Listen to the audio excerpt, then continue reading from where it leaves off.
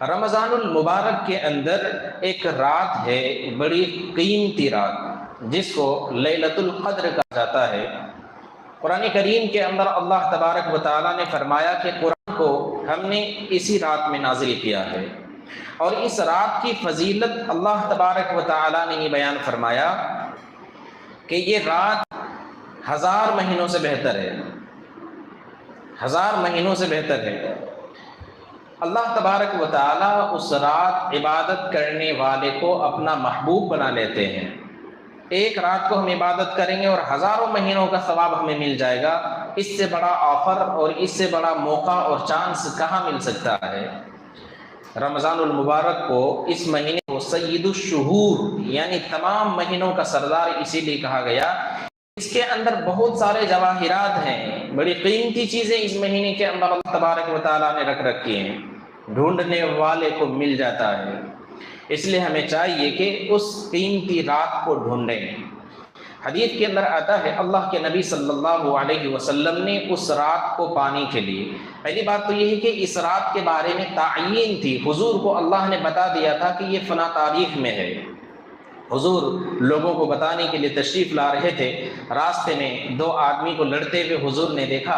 حضور وہاں تھوڑی دیر ٹھہر جاتے ہیں، دونوں کے درمیان صلح صفائی کرنے لگتے ہیں۔ دونوں کی لڑائی ختم کرنے کے لیے جب حضور رکتے ہیں، اتنے میں اللہ تبارک و تعالیٰ کی طرف سے وہ جو شب قدر کی تعیین تھی کہ کس رات کو یہ شب قدر ہوگی، وہ آپ کے ذہن سے اٹھا لیا گیا، آپ کی دماغ سے وہ بات بھلا دی گئی کہ وہ کون سی تاریخ تھی۔ بہرحال اس اٹھانے میں اور حضور کے ذہن سے اس بات کے نکال دینے میں بھی کوئی خاص مصلحت ہے، تاکہ آدمی اس خاص رات میں ہی عبادت نہ کرے، بلکہ اس رات کی طلب اور جستجو میں آدمی زیادہ سے زیادہ عبادت کرے اس مہینے کے اندر۔ اب جب وہ رات جس کی تعیین ہو چکی تھی اور بھلا دی گئی، تو نبی پاک صلی اللہ علیہ وسلم اس رات کو پانے کے لیے رمضان المبارک کے پہلے عشرے میں اعتکاف فرماتے ہیں۔ حضور مسجد میں ٹھہرتے ہیں، حضور اعتکاف کے لیے رکتے ہیں، لیکن پہلے عشرے میں حضور کو یہ رات نہیں ملتی ہے۔ پھر اس کے بعد حضور صلی اللہ علیہ وسلم دوسرے عشرے کا اعتکاف فرماتے ہیں، لیکن دوسرے عشرے میں بھی حضور کو یہ رات نہیں ملتی ہے۔ ایک فرشتے کے ذریعے سے نبی کریم صلی اللہ علیہ وسلم کو یہ اطلاع دی جاتی ہے کہ وہ رات جس کی آپ تلاش کر رہے ہیں، پہلے اور دوسرے عشرے نہیں بلکہ یہ رات تیسرے عشرے میں ہے، اور اس رات آخری عشرے کے طاق راتوں میں تلاش کریں، آخری عشرے کی طاق راتوں میں اس رات کو تلاش کریں۔ طاق راتیں یعنی بیجوڑ رات، جیسے گنتی میں طاق نہ ہو، بیجوڑ ہو۔ 21 کی رات ہے، اسی طرح 23 کی رات ہے، 25 کی رات ہے، 27 کی رات ہے اور 29 کی رات ہے۔ تو رمضان المبارک کے اندر یہ راتیں آتی ہیں آخری عشرے میں۔ تو ان طاق راتوں میں ہمیں چاہیے کہ شب قدر کی تلاش کریں، ان راتوں میں ہم جاگیں، ان راتوں میں ہم اللہ کی عبادت کریں۔ ممکن ہے کہ ان طاق راتوں میں سے کوئی رات شب قدر ہو اور وہ ہماری زندگی میں آ جائے تو ہماری زندگی کا بیڑا پار ہو جائے گا۔ اسی طرح ہمیں ہر رمضان میں اس رات کو تلاش کرنی ہے۔ اب سوال یہ ہے کہ اتنا بڑا موقع امت محمدیہ کو کیوں اور کیسے ملا؟ سورہ قدر کی تفسیر میں مفسرین نے نبی کریم صلی اللہ علیہ وسلم کا وہ فرمان ذکر فرمایا جس کے شان نزول میں مفسرین نے لکھا ہے، نبی کریم صلی اللہ علیہ وسلم نے صحابہ کرام کے سامنے بنی اسرائیل کے ایک شخص کا ذکر فرمایا جس نے اپنی زندگی کو لگا دی اللہ کی عبادت میں، دن کو جہاد کرنا، رات کو اللہ کی عبادت کرنا، اور بڑے لمبے زمانے تک اس نے یہ کام کیا۔ صحابہ کرام کو یہ رشک ہوا کہ پرانے زمانے میں لوگوں کی عمریں تو بڑی لمبی ہوتی تھی، 1000 مہینے تک آدمی کی اگر عمر مل جائے تو کئی سالوں تک آدمی عبادت کرتا رہے، ہماری عمریں تو کم ہیں، 50 60 سال 70 80 سال، تو اس طرح ہماری عمریں بہت کم ہیں اور محدود عمریں ہیں، اور پہلے زمانے کے لوگوں کی عمریں بڑی لمبی ہوا کرتی تھیں، اور اس کے باوجود وہ لوگ دین کے اتنے کام کیا کرتے تھے، اتنے نیک اعمال کرتے تھے، ثواب کے لحاظ سے وہ تو ہم سے بہت آگے بڑھ جائیں گے اور ہم پیچھے ہو جائیں گے۔ صحابہ کرام کی اس مایوسی کو دیکھ کر حضور صلی اللہ علیہ وسلم کو بھی رشک آیا۔ اللہ تبارک و تعالی نے قرآن کریم کے اندر سورہ قدر نازل فرمائی، انا انزلناہ فی لیلۃ القدر وما ادراک ما لیلۃ القدر لیلۃ القدر خیر من الف شہر تنزل الملائکۃ والروح فیہا بإذن ربہم من کل امر سلام ہی حتی مطلع الفجر۔ پوری صورت کا خلاصہ یہ ہے کہ اللہ نے فرمایا کہ قرآن کریم کو ہم نے شب قدر میں اتارا، اور شب قدر کے بارے میں حضور سے فرمایا آپ کو نہیں معلوم کہ شب قدر کیا ہے؟ شب قدر یہ 1000 مہینوں سے بہتر رات ہے۔ اس رات میں اللہ کے حکم سے فرشتے اللہ کے پاس سے دنیا میں تشریف لاتے ہیں، ہر طرح کی خیر و برکت کی چیزیں لے کر کے دنیا میں آتے ہیں، اور یہ خیر و برکت طلوع فجر تک جاری رہتی ہے۔ تو صحابہ کرام کے سامنے جب یہ صورت نازل ہو گئی، اللہ تبارک و تعالیٰ نے یہ آفر دیا امت محمدیہ کو کہ پچھلی امت کی زیادہ عبادتوں کو مت دیکھو، پچھلی امتوں کی لمبی عمروں کو مت دیکھو، پچھلی امتوں کے لمبی عمر والوں کے نیک کاموں کو مت دیکھو۔ اس امت کے اندر آدمی کو اگر رمضان المبارک کی ایک رات اگر مل جائے اور اس میں وہ خوب عبادت کر لے، تو پچھلی امت میں ہزاروں مہینوں عبادت کرنے والے آدمی سے بھی امت محمدیہ کا یہ آدمی آگے بڑھ جائے گا، بازی لے جائے گا۔ تو اللہ تعالیٰ نے یہ آفر، یہ موقع، یہ چانس امت محمدیہ کو دیا ہے، جن کی عمریں بڑی کم ہیں، لیکن آدمی اگر ڈھنگ سے سلیقے سے اللہ کی عبادت کر لے تو پچھلی امتوں کی بڑی بڑی عمر رکھنے والے اور پانے والے لوگوں سے بھی بازی مار لیں گے۔ اگر ہماری زندگی میں بلوغیت کے بعد، بالغ ہونے کے بعد 40 سال 50 سال تک ہماری زندگی میں اگر رمضان المبارک کے روزے آتے رہے، رمضان کو ہم پاتے رہیں، اور ہر سال ہم آخری عشرے میں شب قدر کو پاتے رہیں اور شب قدر میں عبادت کرتے رہیں، تو ہماری زندگی میں بے شمار نیکیاں ہوں گی، کتنے ہزاروں ہزار مہینوں کی عبادت پر ہم سبقت لے جائیں گے، ہم آگے بڑھ جائیں گے۔ تو اس واسطے اس مہینے کے آخری عشرے میں حضور صلی اللہ علیہ وسلم نے پھر اعتکاف کیا، اور یہ آخری عشرے کا جو اعتکاف ہے اس کو سنت قرار دیا گیا، سنت مؤکدہ علی الکفایہ۔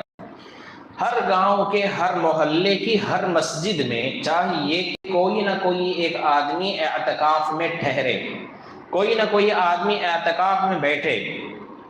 اگر پورے محلے میں سے کوئی ایک آدمی مسجد میں اعتکاف کے لیے بیٹھ جاتا ہے تو پورے محلے کے آدمی کی ذمہ داری ختم ہو جاتی ہے، پورے محلے کے لوگ سبکدوش ہو جاتے ہیں۔ لیکن اگر پورے محلے میں سے کوئی بھی اعتکاف میں نہ بیٹھے تو پورے محلے کے لوگ گنہگار ہوں گے۔ تو یہ بات مردوں کی ہے، مردوں کو چاہیے کہ مسجد میں اعتکاف کے لیے بیٹھیں، عورتوں کو چاہیے کہ وہ اعتکاف کے لیے گھر میں بیٹھیں، کسی ایک کمرے کو خاص کر لیں، اور اس کمرے سے بغیر کسی ضرورت کے باہر نہ نکلے، وہیں بیٹھ کر کے تسبیحات کا اہتمام کرے، ذکر و اذکار کرے، تلاوت کرے، نفلی عبادتیں کریں۔ تو عورتوں کو بہت زیادہ آسانی ہوگی کہ گھر میں رہ کر کے گھر کے کمرے میں ہی ان کو اعتکاف کرنے کا موقع مل جاتا ہے۔ اس طرح سے گھر میں کام کاج کرنے والی تو ان کو کام کاج کے لیے کہہ سکتی ہیں، یا تو وہیں پر بیٹھے بیٹھے اپنا کام کاج کر لے سکتی ہیں۔ تو اعتکاف کی دیکھیے 3 قسمیں ہوتی ہیں۔ ایک ہے واجب،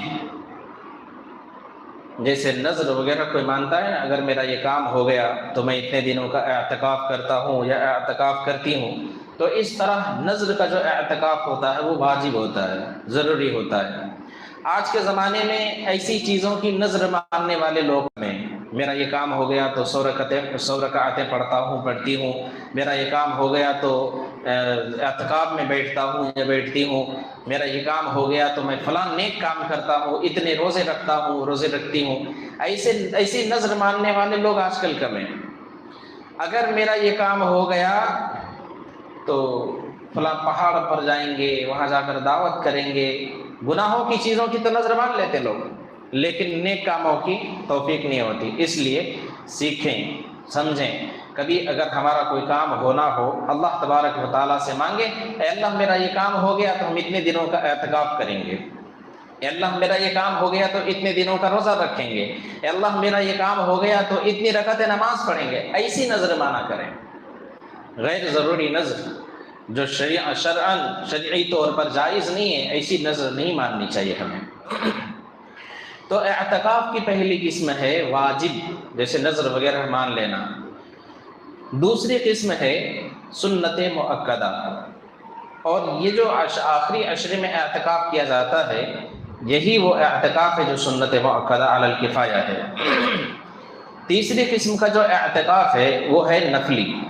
نفلی اعتکاف کی کوئی مقدار نہیں ہوتی ہے۔ سنت اعتکاف جو ہے وہ رمضان کے آخری عشرے میں، یعنی 20 رمضان کو عصر میں بیٹھ جانا، 21 کی رات شروع نہیں ہوئی اس سے پہلے بیٹھ جانا اعتکاف میں، اور رمضان کا جب تک مہینہ رہے گا، جب تک شوال کا چاند نظر نہ آ جائے، چاند رات تک بیٹھنا ہے۔ اور نفلی جو اعتکاف ہے اس کا کوئی ٹائم ٹیبل نہیں ہوتا، آدمی 1 منٹ کے لیے بھی اعتکاف کر سکتا ہے، 1 گھنٹے کے لیے بھی کر سکتا ہے۔ ابھی ہم مسجد میں آ کے بیٹھے ہوئے ہیں، اگر ہم اعتکاف کی نیت کر کے بیٹھیں گے، ابھی بھی اعتکاف کی نیت کر لیے، تو ہمیں جب تک بیٹھیں گے جب تک اعتکاف کا ہمیں ثواب ملے گا۔ تو نفلی اعتکاف کا کوئی ٹائم ٹیبل نہیں ہے۔ اچھا، اعتکاف کا ثواب کیا ملے گا؟ اللہ تبارک و تعالیٰ تو دینے کے لیے بہانے ڈھونڈتا ہے نا۔ اعتکاف کی فضیلت اور اعتکاف کے ثواب کے تعلق سے حدیث کے اندر یہ بات آتی ہے کہ اگر کوئی آدمی 1 دن کا اعتکاف کرتا ہے اللہ کی رضا کے لیے، اللہ کی خوشی کے لیے، اگر آدمی 1 دن کا اعتکاف کرتا ہے اللہ کی رضا اور اللہ کی خوشی کے لیے، تو اس اعتکاف کرنے والے اور جہنم کے بیچ 3 خندقوں کا فاصلہ ہوتا ہے، 3 خندقوں کا ڈسٹینس ہوتا ہے۔ اور 1 خندق کا جو فاصلہ ہے، 1 سے لے کر 2 خندق کے بیچ کا جو ڈسٹینس ہے وہ زمین و آسمان کے برابر ہے۔ تو اس طرح 3 خندقوں کا فاصلہ اعتکاف کرنے والے اور جہنم کے بیچ میں جو ہوگا، یہ 1 دن کے اعتکاف کی فضیلت ہے۔ اگر آپ 10 دن اعتکاف کرتے ہیں تو 10 یا 30 خندقوں کا فاصلہ ہوگا اعتکاف کرنے والے آدمی اور جہنم کے بیچ میں۔ اس لیے ہمیں چاہیے کہ رمضان المبارک کے آخری عشرے میں اعتکاف کی نیت کر لیں کہ میں اعتکاف کی نیت کرتا ہوں، نیت کرتی ہوں۔ اس طرح سے اعتکاف کی نیت، سنت اعتکاف کی نیت کر کے آپ بیٹھ جائیں۔ اس کے بعد چاند نظر آنے تک آپ جس جگہ کو خاص کرتے ہیں اپنے گھر کے کمرے میں سے، وہاں سے آپ باہر نہ نکلیں، ہاں ضرورت کے لیے نکل سکتے ہیں۔ اعتکاف کا مقصد کیا ہے؟ اعتکاف کا مقصد یہ ہے کہ آدمی شب قدر کو پا جائے۔ آدمی اگر شب قدر کو پا لیتا ہے تو بہت ساری خیر پا لیتا ہے۔ اعتکاف میں بیٹھنے والے آدمی کو وہ نیکیاں ملتی ہیں اور وہ خیر کا ثواب بھی مل جاتا جو آدمی نہیں کرتا ہے جب بھی مل جاتا۔ جیسے اعتکاف میں بیٹھنے والا آدمی کسی مریض کی عیادت کو نہیں جا سکتا، ایک آدمی مریض کی عیادت کے لیے گیا تو اس کو عیادت کا ثواب ملتا ہے۔ اعتکاف میں بیٹھنے والے کو مریض کی عیادت کے لیے گئے بغیر عیادت کرنے والے کا ثواب ملتا ہے۔ اعتکاف کرنے والا اگر جنازے میں شریک نہیں ہو سکا تو جنازے میں شریک ہونے والے کے برابر اعتکاف میں بیٹھنے والے کو ثواب مل جاتا ہے۔ اور بہت ساری ایسی عبادتیں ہیں جو اعتکاف میں نہیں بیٹھنے والا وہ عبادت کرتا ہے تو اس عبادت کرنے والے کو جتنا ثواب ملتا ہے اعتکاف میں بیٹھنے والے کو وہ عبادت کیے بغیر ثواب ملتا ہے۔ اعتکاف کرنے والے کا سونا اور جاگنا دونوں بھی ثواب میں شمار ہوتا ہے، عبادت کے اندر شمار ہوتا ہے۔ تو سونے کا بھی ثواب ملتا ہے اور جاگنے کا بھی ثواب ملتا ہے۔ اس سے بڑا چانس اور گولڈن چانس ہمیں کیا ملے گا؟ تو الغرض رمضان المبارک کے اندر اللہ تبارک و تعالیٰ کی رحمتیں برستی ہیں اور اللہ تبارک و تعالیٰ دینے کے لیے بہانے ڈھونڈتے ہیں۔ تو اس مہینے سے زیادہ بہتر اور گولڈن چانس ہمیں کب ملے گا؟ ہمارے لیے تو بہت بہترین آفر ہے، بہت اچھا موقع ہے کہ اس بابرکت مہینے کے اندر ہم اللہ تبارک و تعالیٰ کو راضی اور خوش کر لیں۔